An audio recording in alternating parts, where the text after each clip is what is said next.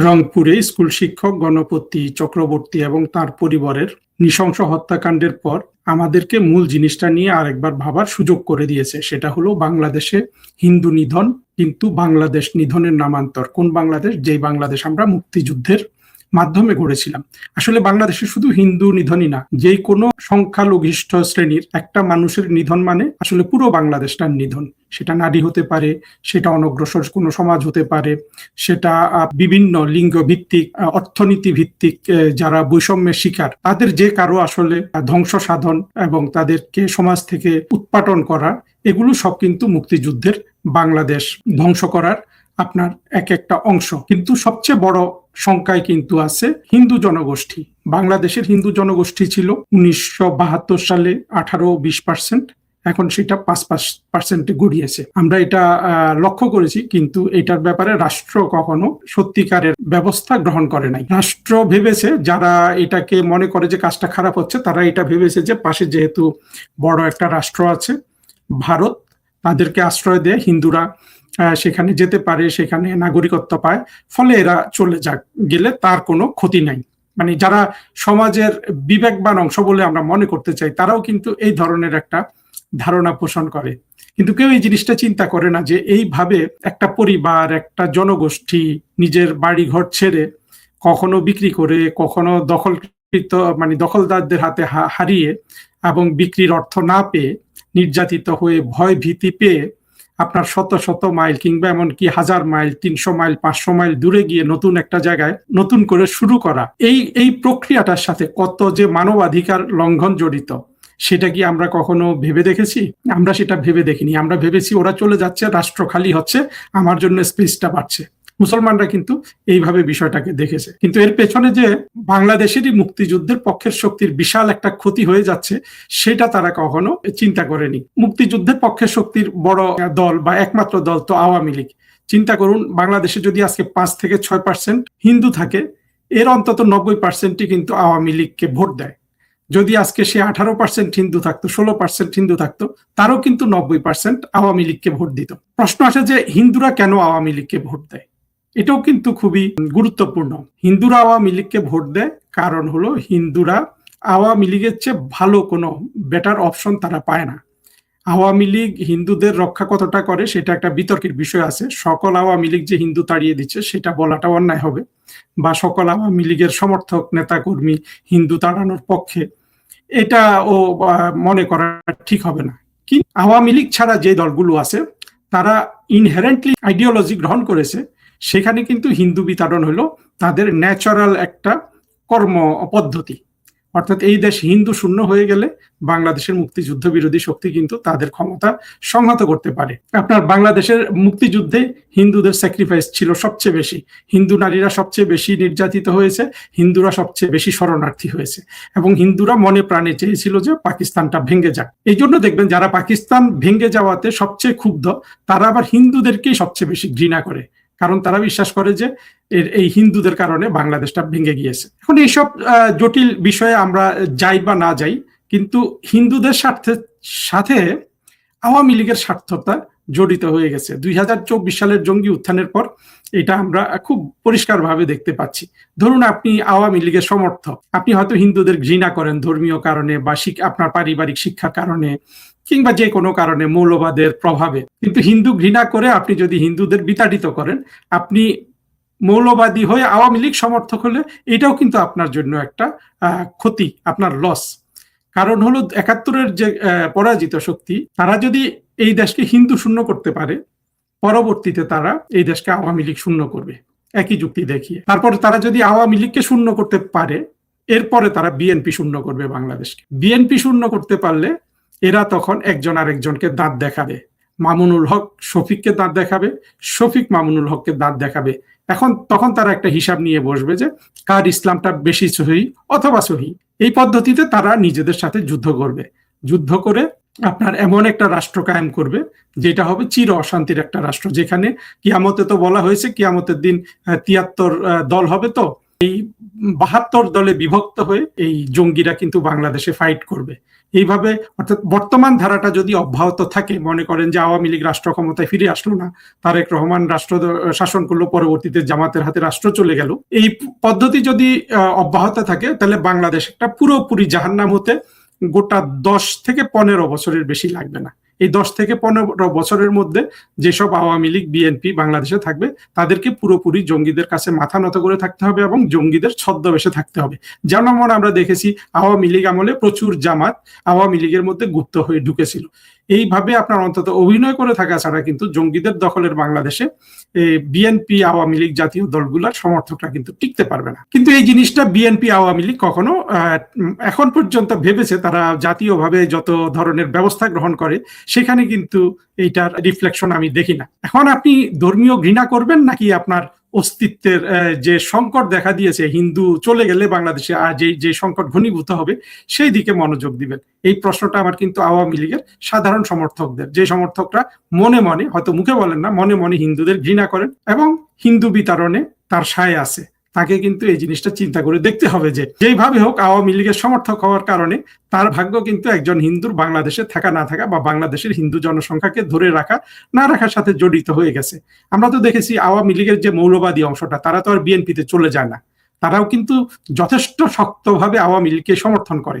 কারণ আওয়ামী লীগ রাষ্ট্র ক্ষমতায় না থাকলে এই মৌলবাদী সমর্থক গোষ্ঠীও কিন্তু অর্থনৈতিক অবস্থা ক্ষতিগ্রস্ত হয়। এখন অর্থনৈতিক অবস্থাকে যদি আপনি গুরুত্ব দেন, আওয়ামী লীগের যারা এই হিন্দু নিধন, হিন্দু ঘৃণা, ভারত ঘৃণা সমর্থন করেন তাদেরকে আমি বলছি, অবশ্য আওয়ামী লীগের অনেক লোকজন বলবেন যে না আমি এটা অন্যায় করছি, আওয়ামী লীগের বেশিরভাগ লোক হিন্দু ঘৃণা করে না। কথাটা হয়তো সত্য, কিন্তু একজনও যদি থাকে আওয়ামী লীগের মধ্যে তাহলে আমার কথাটা একজনের জন্য, দুইজন থাকলে দুজনের জন্য।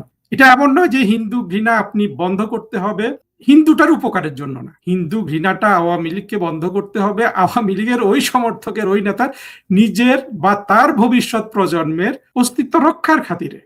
কারণ এই দেশে হিন্দু না থাকা মানে আওয়ামী লীগ থাকবে না, আওয়ামী লীগ যাওয়ার পরে বিএনপি থাকবে না, তারপর জঙ্গিরা মারামারি করবে, করে এটাকে আপনার একটা জাহান্নাম যাকে বলে, আমরা ইসলাম ধর্মে যে জাহান্নামের কথা জানি, এই যে জাহান্নামটা বাংলাদেশে হবে জঙ্গিদের অধীনে, সেই জাহান্নামটা হবে অনেক বেশি মানে ওটার চেয়ে খারাপ একটা জাহান্নাম হবে আর কি। সেখানে কোনো ভদ্রলোক শান্তিপ্রিয় মানুষ আর বসবাস করতে পারবে না।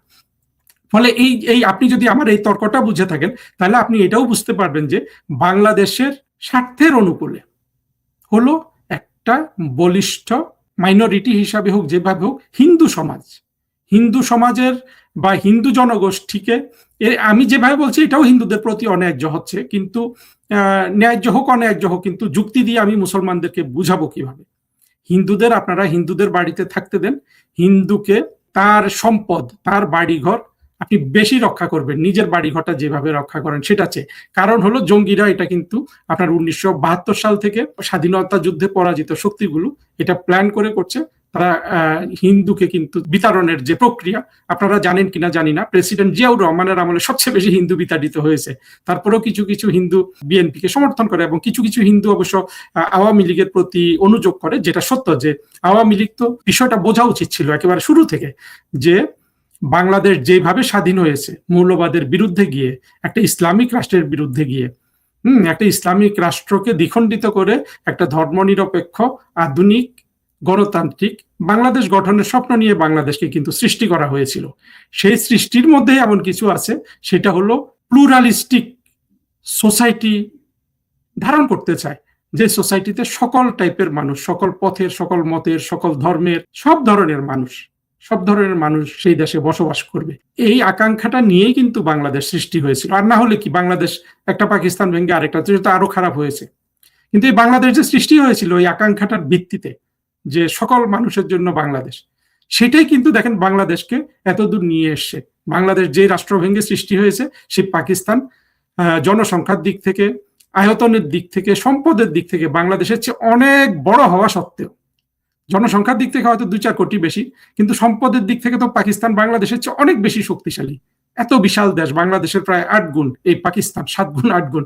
এই রাষ্ট্রের প্রাকৃতিক সৌন্দর্য আছে, সবকিছু আছে আপনার, মানে একটা প্রাকৃতিক বৈচিত্র্যে ভরপুর একটা রাষ্ট্র, যেটাকে আসলে ধনী করা খুবই সম্ভব হইতো অনেক ধনী করে ফেলতে পারতো যদি সেই আত্মঘাতী পথে পাকিস্তান না যেত। আত্মঘাতী পথটা কি?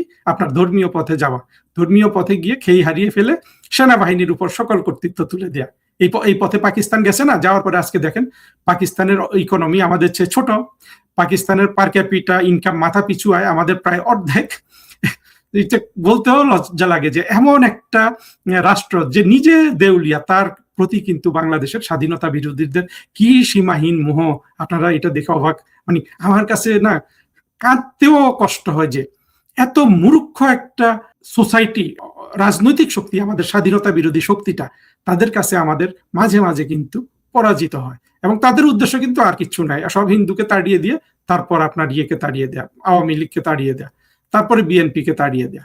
এইভাবে তারা এগুবে। এটা যে তারা প্ল্যান করেও করতে হবে না, এটা এইভাবে, কারণ জঙ্গিবাদ মৌলবাদের ধর্মটাই এটা যে সে কখনো কোনো শান্তিপ্রিয় পরিবেশে থাকতে পারে না। অশান্তি ক্রিয়েট করা হলো জঙ্গিবাদের মূল চরিত্র। অর্থাৎ জঙ্গিবাদ যদি অশান্তি ক্রিয়েট না করে জঙ্গিবাদ থাকে না, আর অশান্তি না থাকলে জঙ্গিবাদ থাকে না। আমরা তো সেই দুর্ভাগ্যে পড়তে চাই না। আমি এখানে হিন্দুদের পক্ষে আসলে কোনো ইথিক্যাল সমস্যা নিয়ে আসি নাই, মানে ইথিক্যাল তো বুঝছেন যে মানবিক, মরাল, নৈতিক, সেই সমর্থন নিয়ে আমি হিন্দুদের পক্ষে কথা বলছি না। সেটা নিয়েও যদি কথা বলাটা আসলে সেই পক্ষ থেকে কথাটা বলা উচিত, কিন্তু আমি আওয়ামী লীগের ক্ষুদ্র স্বার্থে কথা বলছি যে বাংলাদেশে হিন্দুরা হইল আওয়ামী লীগের জন্য একটা শিল্ড।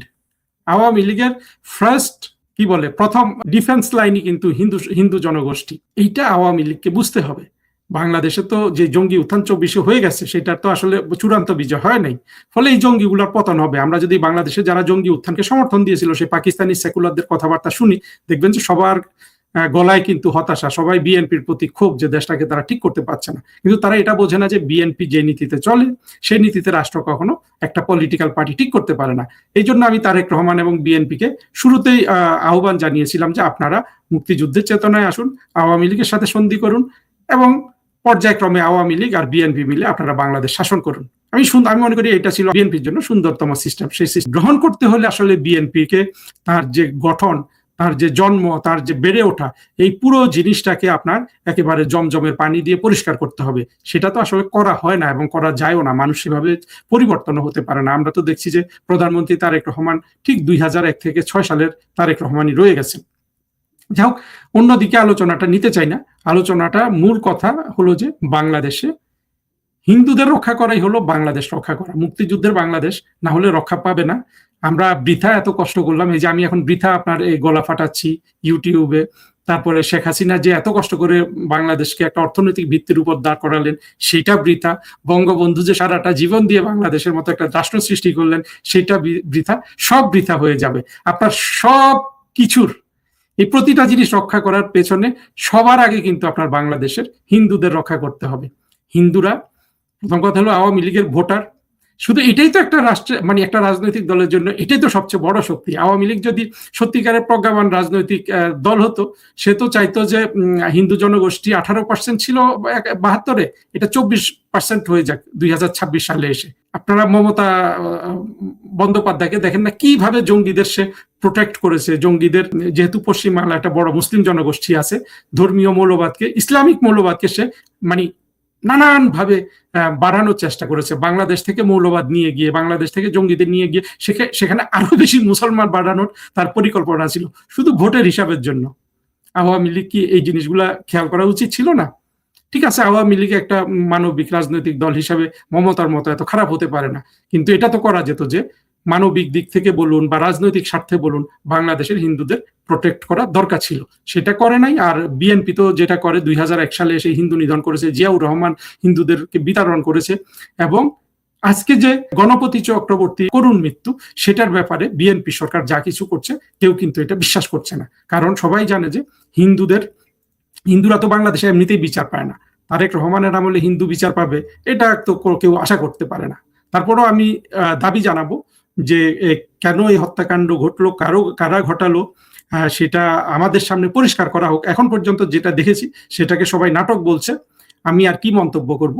তবে মোট কথা হলো যে শুধু গণপতি চক্রবর্তীর একটা পরিবার না, পুরো হিন্দু সম্প্রদায়কে আপনার এই দেশের সমান নাগরিক মর্যাদা দিয়ে তাদের স্বার্থ রক্ষা করতে হবে সবার। হিন্দুদের পরে কি বৌদ্ধ, খ্রিস্টান, আমাদের যে পার্বত্য চট্টগ্রাম এলাকার ক্ষুদ্র নৃগোষ্ঠীগুলো আছে, সবাইকে আমাদের রক্ষা করতে হবে। আধুনিক রাষ্ট্রের সৌন্দর্য এটা যে সেই রাষ্ট্রে সকল ধরনের মানুষ বসবাস করবে, শুধু একটা ধর্মের মানুষ বসবাস করবে এটা কিন্তু কোনো সৌন্দর্য না। এই কুৎসিত জিনিসটা দেখেন আপনার মিডল ইস্টের রাষ্ট্রগুলো বাদ দিয়ে দিছে। আপনি যদি শুধু দুবাই, আবুধাবি এই শহরগুলোতে ঘুরেন দেখবেন যে 50-60% মানে নাগরিক না, এরা নাগরিক না, কিন্তু সেই রাষ্ট্রটা চালায় কিন্তু হিন্দুরা। সব জায়গায় হিন্দুরা, দোকান চালাচ্ছে হিন্দুরা, প্রতিষ্ঠান চালাচ্ছে হিন্দুরা। যদি আরবের মুসলমানরা এটা একসেপ্ট করতে পারে, যেখানে এই বাংলাদেশে যেখানে হিন্দুরাই মূলত এই দেশের মূল মালিক, কারণ এই আমরা যে মুসলমান হয়েছি আমরা তো হিন্দু থেকে মুসলমান হয়েছি, তাই না? আমরা কেন হিন্দুদের সহ্য করতে পারবো না? সহ্য করতে পারি না পারি, এখন কিন্তু বাংলাদেশের মুক্তিযুদ্ধের পক্ষে শক্তি এক জায়গায় কিন্তু বাধা পড়ে আছে। যতই ঘৃণা করুক, হিন্দুর অস্তিত্বের সাথে কিন্তু তার অস্তিত্ব জড়িয়ে গেছে। এখন সেই অস্তিত্ব সে রক্ষা করতে হলে হিন্দুকে রক্ষা করতে হবে, আর হিন্দুকে রক্ষা না করলে তো সে যত বড় মৌলবাদী হোক, অন্য রাজনৈতিক দলের মৌলবাদী তাকে কিন্তু গ্রাস করে ফেলবে। এই কথাটা মনে রেখে কিন্তু আওয়ামী লীগকে অবশ্যই হিন্দুদের শুধু প্রতিরক্ষা না, তাদের সব ধরনের অধিকার রক্ষা করতে হবে, এবং প্রয়োজনে ভারতে যত হিন্দু চলে গেছে তাদেরকে পর্যায়ক্রমে এই দেশে নিয়ে আসার চেষ্টা করতে হবে। হয়তো এটা সম্ভব হবে না, কিন্তু এই চেষ্টাটা আমাদের রাখতে হবে। এবং আর একজন হিন্দুও যেন বাংলাদেশে কোনো অন্যায়ের শিকার না হয়, এবং আর কোনো হিন্দু যেন বাংলাদেশ ত্যাগ করতে না হয়, এইটা মুক্তিযুদ্ধের পক্ষের শক্তিকে একেবারে পলিসি হিসাবে গ্রহণ করতে হবে।